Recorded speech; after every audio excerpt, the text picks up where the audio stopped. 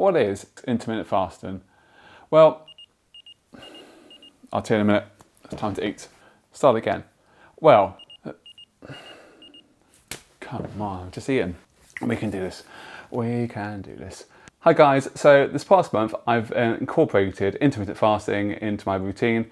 Now I'm going to talk to you this week. Oh, son of a...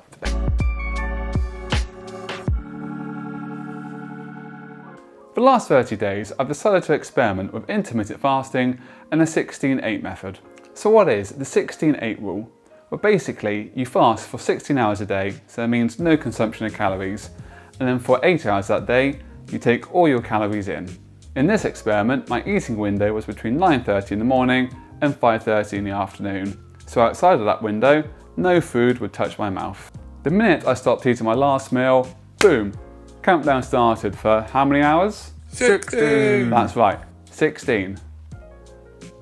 Where did you guys come from? So I've spoken about the 16-8 rule, but what exactly does intermittent fasting mean? A report from Medical News Today has reported that intermittent fasting can help with weight loss, lower risk of type 2 diabetes, improve general heart health, improve general brain activity and health. If those are the benefits of intermittent fasting, that's awesome. But for the short term, what I'm looking for is to cut down on my snacking, control my weight a little bit, and minimise my appetite. So the first morning didn't really get off to the best of starts. At the end of making lunch for everyone, instead of just tapping the remains on the fork, I ended up putting the fork in my mouth. Didn't know what to do, so I ran to the sink and just spat out the contents of my mouth. This was really going to be hard. It wasn't just a case of delaying when I was going to eat. I was obviously putting food into my mouth automatically, without even thinking. So the first few days were tough. I did find that my stomach would rumble a lot, it would feel really empty, and just drinking cups of green tea wasn't really filling. But I think what was quite key is I did start at 9:30. I didn't leave it until later in the morning, so I was able to get some substance inside me. But one advantage of not having to eat breakfast was I was able to get some early morning walks in, or I could simply get into the office early and start my day. Into the second week, and the morning cravings seemed to now be slowly under control. I wasn't feeling as empty come 9:30, so that was good. What wasn't good was that because I would eat breakfast at 9:30, quarter to 10, and then have lunch around my same normal time of 12 o'clock, that's quite close together. And come mid-afternoon, I was feeling quite bloated in the office, quite bloated and slow. Another thing that wasn't appreciated was me just lurking around the breakfast table. So some mornings when I didn't go into work early, I would just kind of sit and loiter with a cup of tea, but I felt more like some kind of weird lurking stalker person than anyone actually involved with breakfast. Another thing that didn't go so well was in the afternoons, I would try and rush everyone together so we'll be done with eating at 5:30. They really didn't seem to appreciate that. I'm going to introduce you now to Carlo. So Carlo and I have been supporting each other online for the last couple of months. We recently caught up, COVID style, and Carlo talked to me about his experience with intermittent fasting. Hey Carlo, thanks for joining me on this video. It's my pleasure, mate. So you've previously tried intermittent fasting. For you, what was the hardest part of the process? Well, for me it was definitely challenging to try and function in the morning without having a breakfast.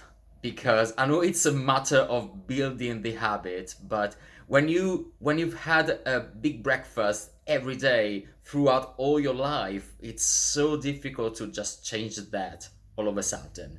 So yeah, I was feeling that was the hardest part for me. I was feeling really sluggish all morning because I didn't have any solid food. Plus, they suggest you to eat between 12 o'clock and 8 p.m. I pushed everything 1 hour forward, so I was eating between 1 p.m. and 9 p.m. And so every morning having to wait until 1 to eat my lunch was really, really difficult. Did you notice any benefits at all? Well, yeah, benefits, I was feeling a little bit lighter than usual, so less bloated. But yes, I think that's pretty much it. Even in terms of weight loss, I haven't noticed anything major. If you went back and did it again, what would you change to make the process go further? I would probably try and skip dinner instead of skipping breakfast and see if that would change things, if it would be more effective for me, if it would be less hard to sustain for my body. So yeah, probably I would change the window of fasting and I will skip dinner instead of skipping breakfast. Okay, thanks Carlo. It's been great chatting. Thanks for joining me. Enjoy the rest of your day. Thank you, Nick. Bye everyone. So we're into the third week now, and it's become apparent that no one in the house likes eating dinner early in the afternoons. Right guys, it's 4:30. Who's ready for dinner? Two things that did surprise me from the third week. First one was that I was able still to hold off until 9:30 for breakfast. I really thought at some point I would start caving on that. And the second was when we finished dinner, obviously before 5:30, that's it. I wasn't hungry for the rest of the evening. My craving for snacks and things of that nature had completely gone. Towards the end of the third week, and very much at the start of the fourth week, it had become apparent that life and intermittent fasting really weren't getting on together. The unpredictability of life was starting to throw a few curveballs into the mix. Namely, I would work late or I would be stuck in traffic, and so trying to get home to eat within that eating window was now starting to become a problem. I guess in that situation, there are two real options you've got. It's either don't eat until the next morning, or just forget about the window altogether and eat. I went for option 2, mainly because I was hungry and also because I'd only just thought of these two options when recording this. So what did I find for my 30 days of intermittent fasting? Well, let's start with the pros. More time in the morning. Minimalist approved. Not hungry in the evenings. Weight loss approved. Drinking more water in the mornings to help the feeling of being full. Hitting your daily water intake goal. Approved. Less time with the family. Relationship approved. Oi!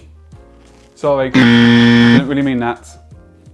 So what cons were there? I'm saying joking, I didn't really mean it.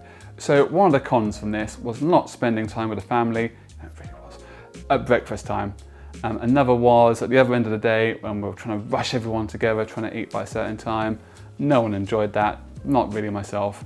So I'm not missing that bit so much.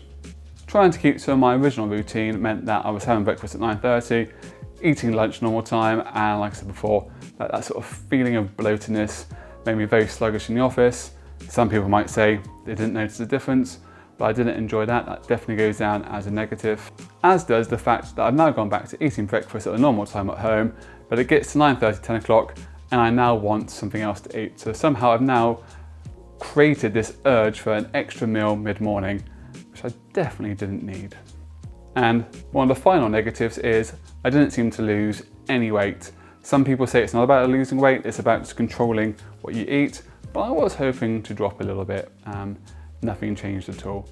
If your life can be flexible enough to incorporate intermittent fasting and the 16-8 rule, then that's great. There are some huge benefits out there by following this practice. But if you're like me and you work full time, you have a family, you have other interests in your life as well, trying to sort of squeeze all of this package in and fitting around fasting windows doesn't really work. No one else enjoys it. Inevitably, you'll probably end up just eating alone.